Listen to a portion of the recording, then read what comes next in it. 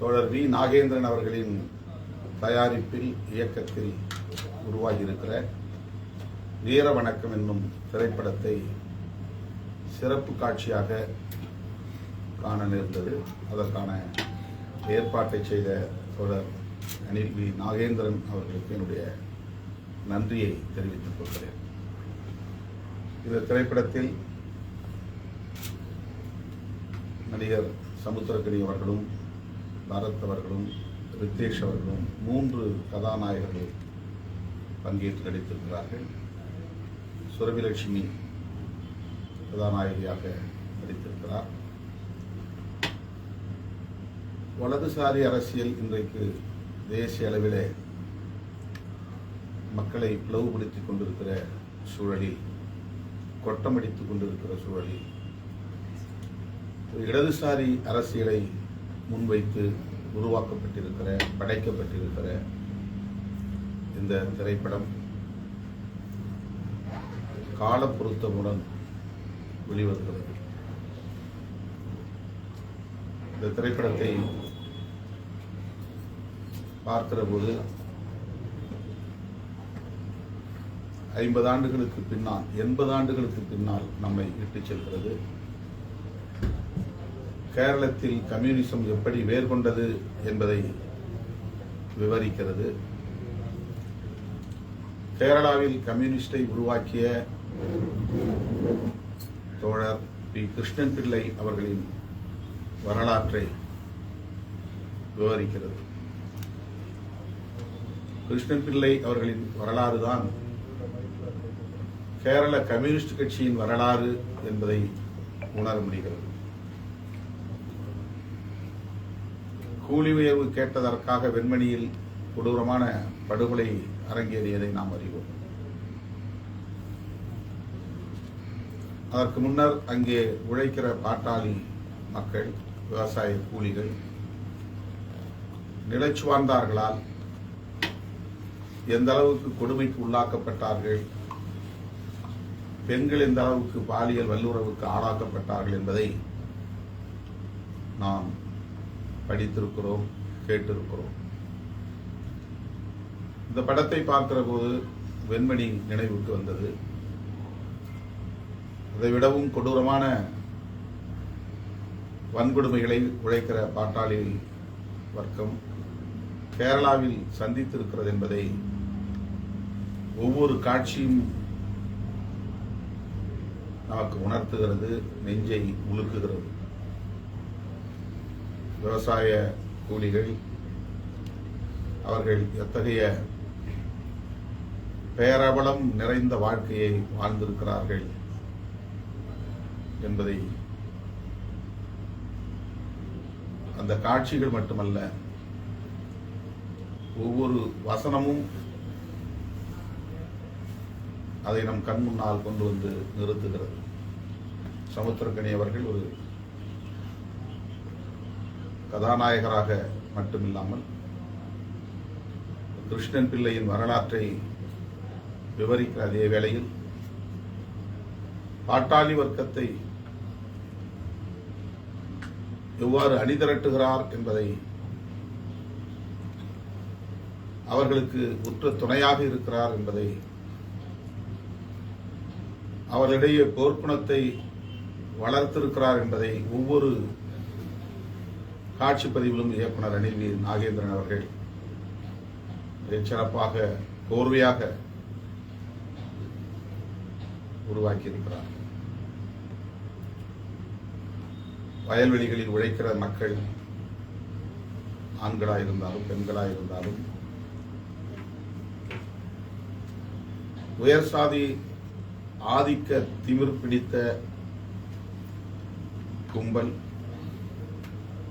எவ்வளவு மோசமாக அவர்களை நடத்துகிறார்கள், அவர்கள் எவ்வளவு அச்சத்தில், பீதியில் உறைந்து கிடக்கிறார்கள் உழைக்கிற மக்கள் என்பதை இந்த திரைப்படம் மிக ஆழமாக நமக்கு உணர்த்துகிறது. பல இடங்களில் கண் கலங்க நேர்கிறது.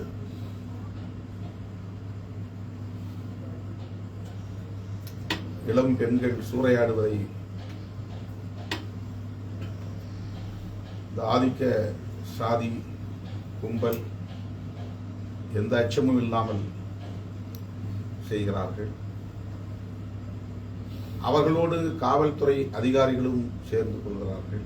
ஒருபுறம் காவல்துறையின் ஒடுக்குமுறை, இன்னொருபுறம் நிலச்சுவாண்டார்களின் சாதி ஆதிக்க வெறியர்களின் ஒடுக்குமுறை.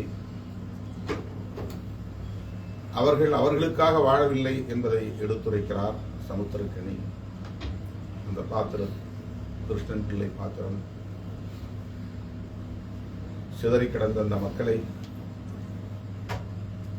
ஒன்றாக்கி அமைப்பாக்கி போராட வேண்டும் என்கிற உணர்வை ஊட்டி அவர்களுக்கு பாதுகாப்பளித்தது மட்டுமில்லாமல் வன்கொடுமைகள் இழைத்தவர்களை தாக்கி அவர்களுக்கும் பாடம் புகட்டி பிறகு மக்களிடையே ஒரு நம்பிக்கையை வளர்த்தெடுக்கிறார். அவர்கள் அனைவரும் பாட்டாளி வர்க்கத்தை சார்ந்த அனைவரும் தொடக்கத்தில் கம்யூனிஸ்ட் கட்சியே தேவையில்லை, கிருஷ்ணன் பிள்ளை இங்கே வரக்கூடாது என்று எண்ணுகிற அந்த மக்கள் பிறகு தங்கள் குடும்பத்தில் ஒருவராக அவரை ஏற்றுக்கொள்கிறார்கள்.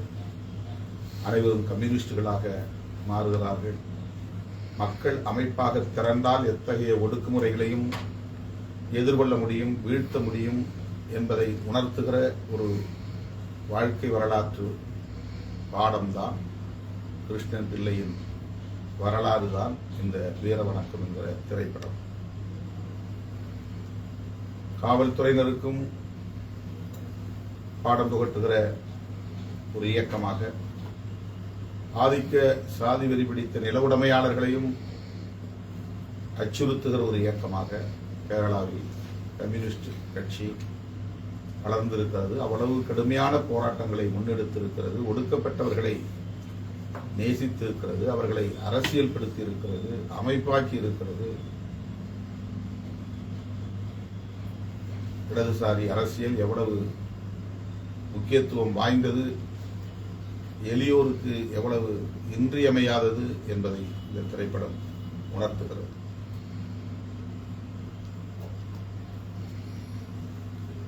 அவர்களுக்கான விடுதலை என்பது,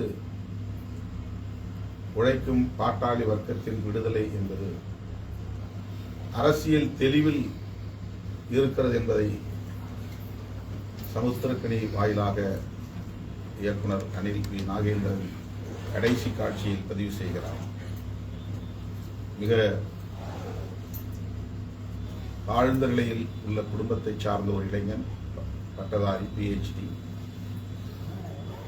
நிலச்சுவாண்டாராக இருக்கிற ராஜ் மகேந்திரன் மகள். இருவரும் காதலிக்கிறார்கள். ஆனால் அந்த பட்டதாரி மாணவன் PhD படித்திருந்தாலும் கூட அவனுக்கு நாம் கீழ்சாதி என்கிற உணர்வும், பொருளாதாரத்தில் மிகவும் பின்தங்கி இருக்கிற ஏழை என்கிற உணர்வும் மேலோங்கி இருக்கிறது. அதனால் அச்சம் வருகிறது, பயம் சூழ்ந்து கொள்கிறது. அந்த பயத்திலிருந்து விடுபட வேண்டும். ராஜ் மகேந்திரன் அந்த கேரக்டர் மூலமாக இந்த செய்தியை சொல்லுகிறார் அனில் வி நாகேந்திரன் அவர்கள். தன்னுடைய மகளை ஒரு பட்டியல் சமூகத்தை சார்ந்த இளைஞனுக்கு மனப்பூர்வமாக திருமணம் செய்து வைக்கிறார்.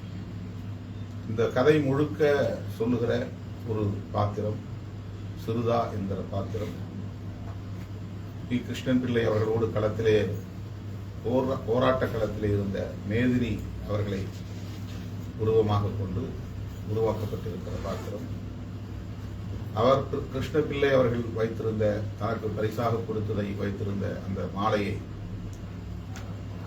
அந்த குழந்தைகளுக்கு, இளம் தம்பதியினருக்கு தருகிறார். அந்த மகளுக்கு கொடுத்து இந்த பட்டியல் சமூகத்தை சார்ந்த இளைஞனின் கழுத்தில் அணிவிக்க சொல்கிறார். இருவரும் சேர்ந்து நீங்கள் இல்லறம் ஏற்க வேண்டும் என்று வலியுறுத்துகிற அந்த இடத்தில் தாழ்வு மனப்பான்மை கூடாது.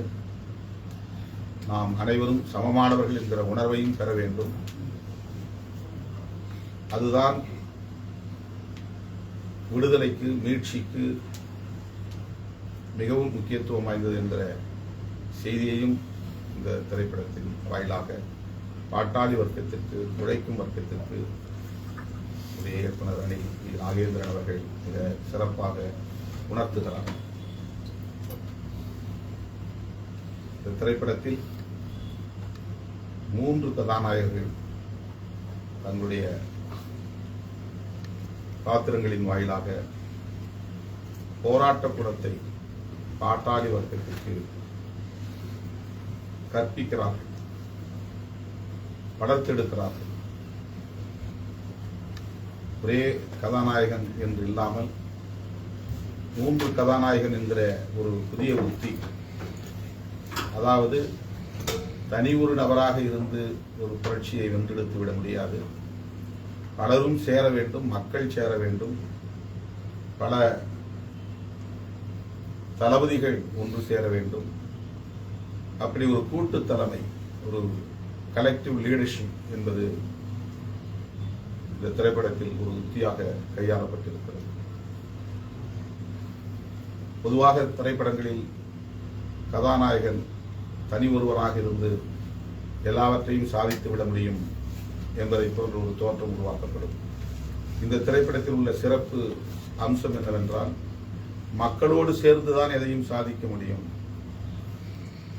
மக்கள் அமைப்பாவதால் மட்டும்தான் அடக்குமுறைகளுக்கு எதிராக போராட முடியும். அந்த உணர்வை ஊட்டுவதற்குத்தான் இயக்கம் தேவை, தலைவர்கள் தேவை, தளபதிகள் தேவை. போராடுவதும் வெல்லுவதும் மக்களுக்குரிய பொறுப்பு என்பதை உணர்த்துகிற ஒரு திரைப்படமாக இந்த திரைப்படம் அமைந்திருக்கிறது. இது முற்றிலும் ஒரு மாறுபட்ட அல்லது வேறுபட்ட உத்தியாக நான் பார்க்கிறேன். இயக்குனருடைய இந்த அணுகுமுறையை நான் பாராட்டுகிறேன். தனி ஒரு நபரால் எந்த புரட்சியையும் வென்றெடுத்து விட முடியாது. ஆனால் அவர்களால் ஒரு தாக்கத்தை ஏற்படுத்த முடியும், நம்பிக்கையை ஊட்ட முடியும், வழிநட அதற்கான ஒரு அடையாளம் தான் பி. கிருஷ்ணன் பிள்ளை. அவருடைய நினைவிடம் இன்றும் கேரளாவிலே இருக்கிறது.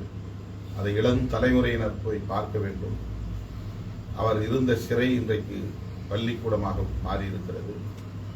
அவற்றையெல்லாம் இளம் தலைமுறையினர் போய் பார்க்க வேண்டும் என்கிற ஒரு செய்தியும் அடங்கியதாக இருக்கிறது. வலதுசாரிகள் பட்டமடிக்கிற இந்த காலச்சூழலில் இடதுசாரி அரசியல் இன்னும் வலுப்பெற வேண்டிய தேவை இருக்கிறது என்பதை உணர்த்துகிற ஒரு திரைப்படமாக வீர வணக்கம் என்கிற இந்த திரைப்படம் அமைந்திருக்கிறது. நான் இயக்குனர் அவர்களையும் இந்த திரைப்படத்தில் நடித்திருக்கிற நம்முடைய கதாநாயகர்கள் சமுத்திரக்கனி, பரத், ரித்தேஷ் மற்றும் சுரபிலட்சுமி உள்ளிட்ட அனைவரையும் நெஞ்சார பாராட்டுகிறேன். இடதுசாரி அரசியலின் மீது நம்பிக்கை உள்ள அனைவரும் இந்த திரைப்படத்தை வெகு மக்களிடம் கொண்டு போய் சேர்க்க வேண்டும். அனைவரும் இதை கட்டாயம் பார்க்க வேண்டும். அதிலிருந்து ஒரு புத்துணர்வை பெற வேண்டும், புரிதலை பெற வேண்டும் என்று நான் விழைகிறேன்.